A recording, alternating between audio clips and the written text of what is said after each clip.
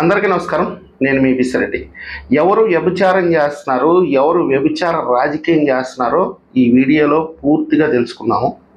2019 ఎన్నికలకు ముందు సొంత చిన్నాయన్నే చంపుకొని ఎన్నికల్లో సింపతి కోసం ఆ నిందెత్తి చంద్రబాబు నాయుడు గారి మీద వేసి మా తాతను చంపడానికి ప్రయత్నించారు, మా నాయన్ని చంపడానికి ప్రయత్నించారు, చివరాఖరికి మా చిన్నాయన్ని చంపేసి నన్ను చంపడానికి ప్రయత్నిస్తున్నారు అని చెప్పి ఏడుపులు పెడబొబ్బులు పెట్టుకొని ఇద్దరు చెల్లెలని పక్కన పెట్టుకొని రాష్ట్ర వ్యాప్తంగా తిరిగి కన్న తల్లి చేతికి బైబిల్ ఇచ్చి ప్రచారం చేయించుకొని 2019 ఎన్నికల్లో అధికారంలోకి వచ్చారు. అధికారంలోకి వచ్చిన తర్వాత చిన్నాయన కేసుని అటకెక్కిచ్చారు.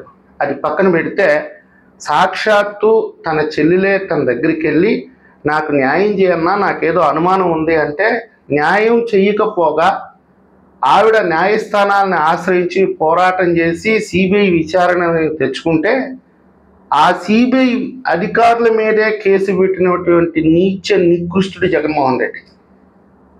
ఇప్పుడు చెప్పండి, ఎవరిది వ్యభిచార రాజకీయం, ఎవరు వ్యభిచారం చేస్తున్నారు?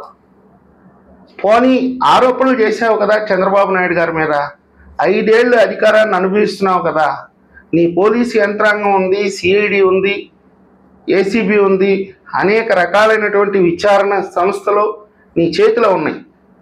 చంద్రబాబు నాయుడు గారి మీద గొంతు చించుకొని ఆరోపణలు చేసి ఏడుపులు పెడబొబ్బులు పెట్టినటువంటి వ్యక్తి ఒక్క ఆధారం కూడా చంద్రబాబు నాయుడు గారికి మీద సేకరించలేకపోయాడంటే ఆడు నిజంగానే నీతి నిజాయితీ కలిగిన వ్యక్తి అయితే మగ పుట్టకే కానీ పుట్టుంటే 2024 ఎన్నికలకు ముందు చంద్రబాబు నాయుడు గారికి క్షమాపణ చెప్పి అప్పుడు ఓట్లు అడుక్కోవాలి. అది చెయ్యాల. ఇప్పుడు చెప్పండి, ఎవరిది వ్యభిచార రాజకీయం, ఎవరు వ్యభిచారులు అని. నేను డైరెక్ట్గా అయితే ఆ పార్టీని కానీ ఆ నాయకుడిని కానీ అనట్లేదు. ఈరోజు ప్రజలను అడుగుతున్నా, న్యాయం చెప్పండి మీరు అని చెప్పి. 2019 ఎన్నికలకు ముందు ప్రతి మహిళకి వాగ్దానం చేశాడు, అన్న వస్తున్నాడని చెప్పండి, మీ కష్టాలు తీర్చడానికి వస్తున్నాడు అన్నని చెప్పండి అని చెప్పి దగ్గరికి తీసుకొని నెత్తి మీద చేతులు పెట్టి ముద్దులు పెట్టి 2019లో అధికారంలోకి వచ్చిన తర్వాత నానా చిత్ర హింసలకు గురి చేశాడు. 2.5 కోట్ల మంది ఆంధ్రప్రదేశ్ మహిళలు భయభ్రాంతులతో బతికారు ఆ 5 సంవత్సరాలు. సాక్షాత్తు ఒక సోదరు నాతో చెప్పింది, అన్న వాలంటీర్స్ అనే నీచ నికృష్టపు నా కొడుకులు మధ్యాహ్నం పూట ఇంట్లో మగవాళ్ళు లేని సందర్భంలో వచ్చి తలుపు తడుతున్నారన్నా, ఈ దుర్మార్గుల నుంచి బయటపడాలి, ఈ దుర్మార్గం నుంచి మమ్మల్ని మేము కాపాడుకోవడానికి ప్రతిరోజు ప్రాణాలు పణంగా పెట్టి పోరాడాల్సి వస్తుందన్నా, ఎప్పుడన్నా ఈ దుర్మార్గుడు సర్వనాశనం అయిపోతాడని చెప్పి కంటి నీళ్లు పెట్టుకొని నా ముందు మాట్లాడింది కర్నూలు జిల్లాలో ఒక సోదరి. అందుకోసమే 2024 ఎన్నికల్లో అర్ధరాత్రి వరకు ప్రతి తల్లి నిలబడి జగన్మోహన్ రెడ్డి గారికి వ్యతిరేకంగా ఓటేశారు. అయినా సిగ్గురాల.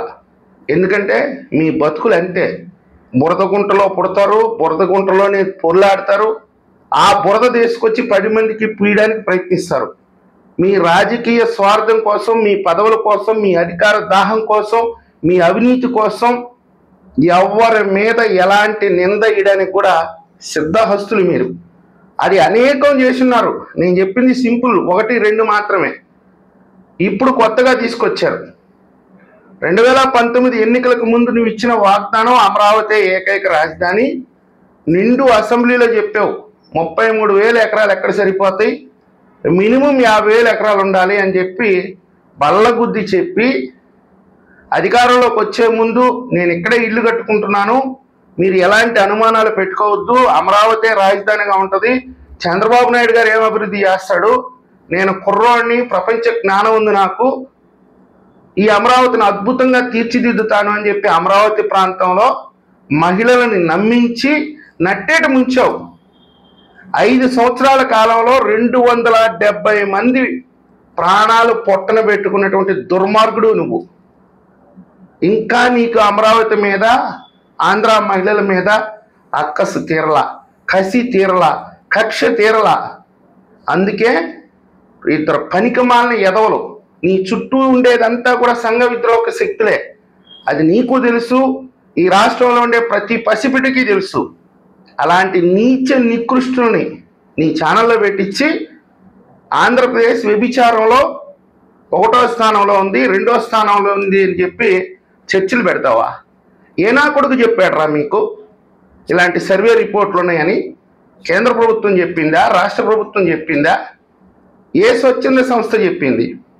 బుద్ధి జ్ఞానం ఉన్నటువంటి వాడు, ఒక అమ్మకి అబ్బకి నీతికి జాతికి పుట్టిన నా కొడుకు ఎవడన్నా ఉంటే ఇలాంటి సర్వేలు చేస్తాడా ఎవడన్నా సరే? UNAIDS అనే సంస్థ 2016లో ఒక సర్వే ఇచ్చింది. భారతదేశంలో 65 లక్షల మంది సెక్స్ వర్కర్స్ ఉండొచ్చు. వాళ్ళు కూడా స్పష్టంగా చెప్పలేదు. కేంద్ర ప్రభుత్వం కూడా సెక్స్ వర్కర్స్కి సంబంధించి ఎలాంటి సర్వే చేయలేదు. ఏ సంస్థ ఈ దేశంలో చేయలేదు. ఎవరో మీ పెంపుడు కుక్కలో ఇలాంటి సర్వేలు తయారు చేసి ఈరోజు ఈ రాష్ట్ర ప్రభుత్వం మీద, ఈ రాష్ట్రం మీద ఇలాంటి బురద చల్లేటటువంటి కార్యక్రమం చేస్తే దాన్ని మీ డిబేట్లో పెట్టుకొని ఆంధ్ర రాష్ట్ర మహిళల్ని అవమానించే విధంగా దేశంలోనే ప్రథమ స్థానం, 2వ స్థానం అని చెప్తారా మీరు? మీరు నిజంగానే ఒక తల్లికి పుట్టారా? మీరు నిజంగానే మీకు మానవత్వం ఉందా? మనుషులైన అసలుకి ఒకవేళ ఎవడన్నా అలాంటి తప్పుడు రిపోర్ట్ ఇస్తే ఈ గడ్డ మీద పుట్టినందుకు దాన్ని ఖండించాలి. ఏ ఎవిడెన్స్తో ఇలాంటి ఆరోపణలు చేస్తున్నారు, ఇలాంటి సర్వేలు చేస్తున్నారు అని చెప్పి మీరు వాటిని క్వశ్చన్ చేయాలి. ముడ్డి కింద 84 ఏళ్ళు వచ్చినాయి ఆ ఉమ్మినేని శ్రీనివాస్ గారు అనేవాడికి. ఇప్పటికీ మేకప్ లేనిదే స్టూడియోకి రాలేడు. ఇంకొకడు ఎవడో బట్టే బాజుగాడు, వాడు ఎవడికి పుట్టాడో ఏడ పుట్టాడో ఎవడికి తెలియదు. అలాంటి కోన్స్కా గొట్టాంగాన్ని తీసుకొచ్చి అమరావతి ప్రాంతం మీద, అమరావతి ప్రాంతంలో సెక్స్ వర్కర్స్ ఎక్కువగా ఉన్నారు, ఎయిడ్స్కి సంబంధించి, ఎయిడ్స్ చికిత్సకు సంబంధించి 150 సెంటర్లు పనిచేస్తున్నాయి అక్కడ. ఏరా మీరు అసలు మనుషులేనా? మీరు కూడా ఈ ఆంధ్రాలో పుట్టారు కదా. మీరు చెప్పిన స్థాయిలో ఇక్కడ సెక్స్ వర్కర్స్ ఉంటే మీ తండ్రి ఎవడురా? ఎవడు పుట్టారు మీరు? మీరే సమర్థించుకుంటున్నారు కదా టీవీ డిబేట్లో చేరి. మరి మీరు ఎవరికి పుట్టారు? నిజంగానే మీ తండ్రికి పుట్టారా, లేకపోతే దారిని పోయేవాడికి పుట్టారా? అమ్మ, వీళ్ళని కన్నటువంటి తల్లులకు చెప్తున్నాను, వీళ్ళని కట్టుకున్నటువంటి తల్లులకు చెప్తున్నాను, వీళ్ళకు పుట్టినటువంటి ఆడబిడ్డలకు కూడా చెప్తున్నాను. ఇలాంటి దుర్మార్గులు మాట్లాడిన మాటలకి మేము ఖండిస్తూనే మాట్లాడాల్సి వస్తుంది. కాబట్టి మీరు కూడా నా తల్లి లాంటి వాళ్ళు, నా చెల్లి లాంటి వాళ్ళు, నేను మీ బిడ్డ లాంటి వాడిని. కానీ ఇలాంటి దుర్మార్గులు, ఇలాంటి విష సంస్కృతి కలిగినటువంటి వ్యక్తులు, ఇలాంటి సంఘ విద్రోహక శక్తులు ఈ ఆంధ్రప్రదేశ్లో ఉండడానికి వీలు లేదు.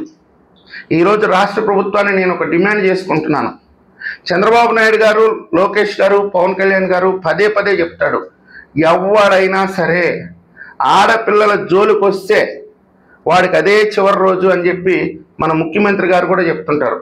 అలాంటి సంఘటనలు చాలా ఉన్నాయి. ఆడపిల్లల జోలికి వస్తే అదే వాడి చివరి రోజు. నేను అనేకం చూస్తున్నాను చంద్రబాబు నాయుడు గారి పాలనలో. ఈరోజు ఆ ఛానల్ చేసినటువంటి ఆరోపణలు సభ్య సమాజం సహించాల్సినటువంటి ఆరోపణలు కాదండి. ఎవరు దీన్ని తీసుకోరు. ఒక మనిషి జన్మంటూ పుట్టుంటే, ఒక తల్లి కడుపును పుట్టుంటే ఈ మాటల్ని ఎవరు తీసుకోరు. ప్రతి ఒక్కరూ ముక్త ఖండంతో ఖండించాల్సినటువంటి మాటలు. అందుకే వైఎస్ఆర్సీపీకి అనుకూలంగా మాట్లాడే వ్యక్తులు కూడా నిన్న ఖండించారు. చంద్రబాబు నాయుడు గారికి, పవన్ కళ్యాణ్ గారికి, లోకేష్ గారికి నేను విజ్ఞప్తి చేస్తున్నాను, తక్షణం ఈ అవినీతి పత్రికని, ఈ అవినీతి ఛానల్ని ఆంధ్రప్రదేశ్ నుంచి తరిమి కొట్టండి, బ్యాన్ చేయండి. ఎవరైతే ఆ డిబేట్లో మాట్లాడారో ఆ ఇద్దరు వ్యక్తుల్ని తీసుకురండి. అదేవిధంగా ఆ సంస్థ యజమాని ఎవరైతే ఉన్నారో భారతిరెడ్డి గారని చెప్తున్నారో భారతిరెడ్డి గారిని కూడా అరెస్ట్ చేయండి. ఆవిడ మహిళ కాబట్టి ఆవిడకి ఇచ్చే గౌరవాన్ని నాకు ఇవ్వండి. కానీ ఈ ఇద్దరు లంబడి కొడుకులను మాత్రం అమరావతి నడి రోడ్డులో బట్టలోడ తీసి ఎలాగైతే తెనాల్లో ఒక ట్రీట్మెంట్ ఇచ్చారో దాన్ని ఒక ప్రజాస్వామ్యవాదిగా నేను ఖండించాను. కానీ వాళ్ళకి కాదు అలాంటి ట్రీట్మెంట్ ఇవ్వాల్సింది, ఈ నా కొడుకులకు అలాంటి ట్రీట్మెంట్ ఇవ్వాలి. 2 రోజులైంది నేను ఏ మాట మాట్లాడలేదు. ఈరోజు ప్రభుత్వాన్ని విజ్ఞప్తి చేస్తున్నాను, డిమాండ్ చేస్తున్నాను. దయచేసి సోమవారం సాయంత్రం లోపల వాళ్ళిద్దరిని అరెస్ట్ చేస్తారు, చట్ట ప్రకారం చర్యలు తీసుకుంటారని నేను ఆశిస్తున్నాను, డిమాండ్ చేస్తున్నాను. ఈ వీడియో మీకు నచ్చినట్లయితే లైక్ చేయండి, సబ్స్క్రైబ్ చేయండి. ధన్యవాదాలు.